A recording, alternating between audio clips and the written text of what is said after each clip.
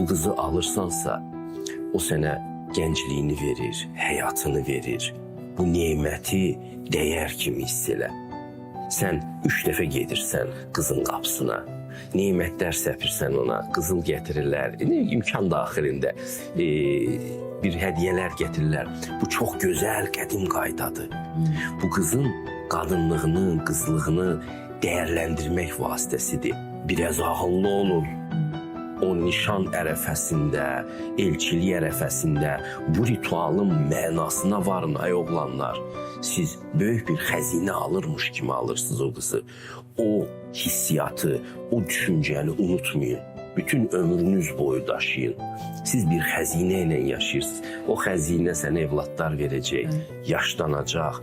Amma sən onu da bilməməlisən. Sən onu elə ilk gördüyün kimi görməyi bacarmalısan. Qadın yalnız bu zaman